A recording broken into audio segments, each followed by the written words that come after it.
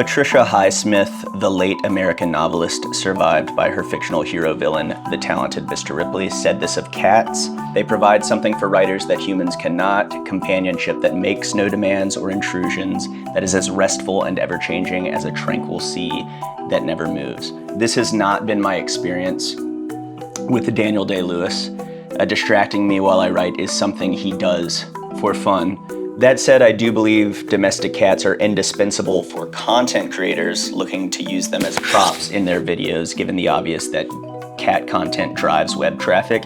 And while yes, of course, I exploit Daniel for post-engagement with varying degrees of success, I also believe he serves a deeper purpose in guiding me toward a sustainable, more natural approach to content creation and consumption. Yeah, so through routine surveillance of his behavior and a conscious effort to internalize some of his, for lack of a better word, virtues, I hope to myself become more alluring to an online audience by cultivating a voice that, like humankind's fascination with cats, stands the test of time, and to whittle down my depression and anxiety as it relates to my screen time. Okay, 1, do not give out affection too readily. There is always going to be some guy online going viral for espousing universal love. I love you all. 3, 2, and I 1. tend to call bullshit. I figure he's doing what any good speculator does in a crisis, that is using it to his advantage. The crisis here being the loneliness endemic to modern life, the product being cheap solace for lonely consumers clinging to their phones for any semblance of warmth. As a general rule, I wouldn't trust strangers who tell you they're there for you, especially when there is only ever going to be in your palm. Be that as it may, I'm not gonna lie to you here and say that I haven't considered this approach to virality. I actually have a video in my drafts where I break the fourth wall and say, "I love you, I'm proud of you, And I'll give you the world. and you deserve the world." But I don't think I'll be able to bring myself to post it because it does feel disingenuous. Unfortunately, I don't think my love is an unlimited resource. I'm not an enlightened being, nor do I think I aspire to be. If I did, I don't think I would spend so much time on TikTok. B, I don't know you.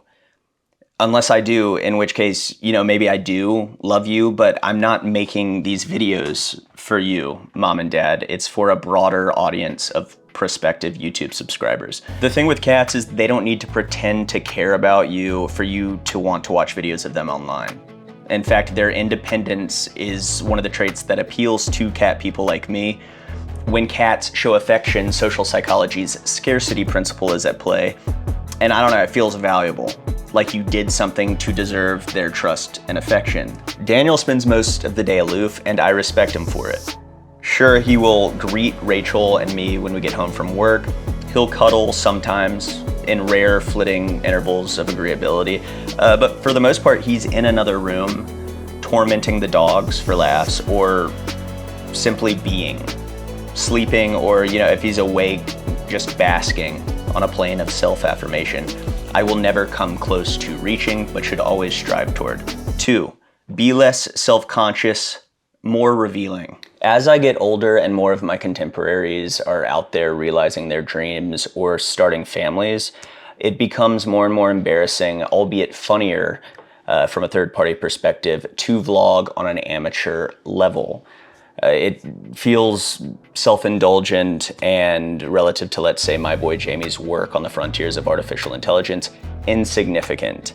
I don't want to stop talking to a camera. It just feels right to me, but alas, it does feel cringy to imagine what that's going to look like in 10 years, and it does weigh on my willingness to continue down this path. Being around Daniel, though, gives me strength on that front, because cats don't have this problem. They didn't pass the mirror self-recognition test developed by Gordon Gallup Jr. back in the 70s, and being indifferent to their own reflections is probably one of their strongest assets. I, for one, spend the bulk of my life propping up a self-image I've been piecing together since infancy out of scattered memories and scraps of cultural inheritance, and this construct of self carries no weight outside of the artificialities of human civilization. And that's just the pain in the ass that is the human condition. It's why some of us join mass movements to escape the chore that is individuality. It's why most Americans spend an average of 7 hours and 4 minutes staring at a screen every day, displacement activity at its most expedient. And it's why I'm a cat person. Stop staring at me like that, please. You're creeping me out, stop. When I'm hanging with Daniel, I'm communing with something wilder and less human than a pet dog, for instance, and I'm able to do it in the comfort of my own home. Yeah, you don't see cats identifying as humans, but you see plenty of humans identifying as cats. It's a very human thing to do, to want to be a different animal. As Jung puts it, the growth of culture consists, as we know, in a progressive subjugation of the animal in man. It is a process of domestication which cannot be accomplished without rebellion on the part of the animal nature that thirsts for freedom. So while I personally don't feel compelled to spend $5K on a fursuit, I do understand the impulse to want to escape the stifling conditions of modern civilization by any means available, and I do try to rebel in my own way, specifically through my content and, dare I say, art. I'd say this expression is a little less on the nose than what furries are doing, but ultimately it does help me get in touch with my shadow side, and it can feel as liberating as how I imagine walking around with your tail held high, unabashedly airing out your butthole would feel. Number 3, don't apologize for what comes natural to you. I'm not gonna lie, I've struggled with this one in the past, especially in circles where identity politics is canon. If you're anything like me, you're going for as universal an audience as possible, and you're a beneficiary of history's iniquities riddled with privilege. This makes it all too easy to resort to self-abasement as a backdoor ploy to amplify your voice, and if it just so happens to serve the greater good. The problem is it doesn't work. I've read too many shut up white people op-eds written by white people to know it does nothing for the world or your writing, and it certainly does nothing for your art. True artists are selfish by nature. They take up space, they speak their mind, and they very rarely apologize. Also, if you're a content creator, you're not taking up space on the airwaves. This is the internet, there is space. So if talking to a camera in your bedroom feels natural to you, don't apologize. Talk freely, and then just deal with the fallout if something you say is abhorrent. If moralizing comes natural to you in your content, great. If it doesn't, don't be hard on yourself. If you're creating something for no other purpose than to give me enjoyment, I, for one, am happy to call it art and call it a day. Life can be too miserable, even at its best, too full of angst and ennui, for me to be made to feel uncultured for wanting to relish the useless shit that you make. The designation art should, as Oscar Wilde said, be protected from subordination to any moral, didactic, social, or political purpose. And the more time I spend with Daniel, the more it reaffirms my commitment to art for art's sake. His value to me doesn't hinge on how useful he is to the public. He doesn't serve the public, he serves me as a distraction from my own human wretchedness, and he doesn't even do that intentionally, so I don't know if you can even categorize that as service per se. I guess what I'm getting at is I don't need Daniel to share my moral drive for my life to be improved by his company. Feline ethics, as John Gray describes in his book Feline Philosophy, is selfless egoism. Cats are egoist in that they care only for themselves and others they love. They are selfless in that they have no image of themselves they seek to preserve and augment. Cats live by being selfish, but by selflessly being themselves. Obviously, as a human content creator, you're seeking to preserve and augment a self-image, but, and I've covered this in other videos, you should be trying to do that in a way that complements and or furthers your grasp of your true nature as an individual. As Gray points out, it does not occur to utilitarians espousing effective altruism to question whether living in accordance with your nature and doing the most good are one and the same. Lastly, take the internet less seriously. It's all too easy to prioritize the connection the internet offers us over the people it connects us to. When you're scrolling through your feeds to distract yourself from the daily discomfort defining the human condition, you're adding to that discomfort by scouring those feeds for meaning and means to advance your own self-image.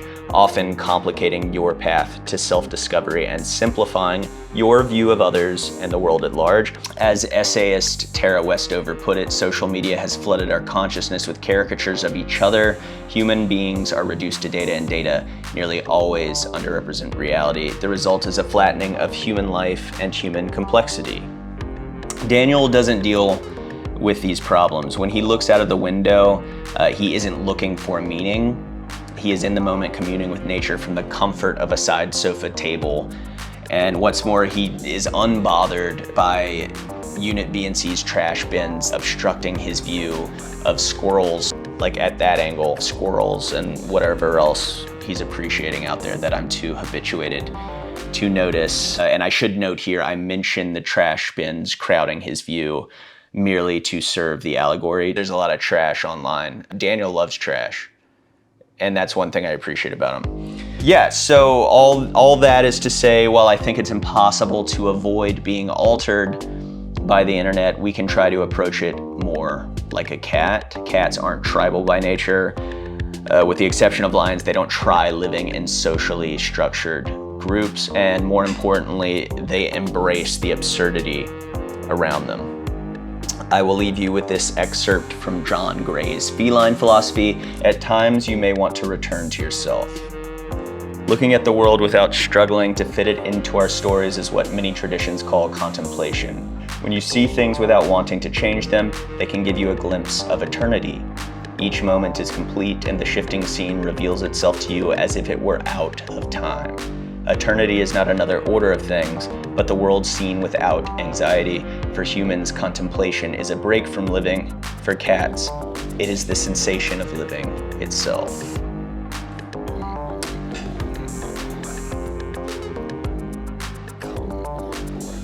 Subscribe.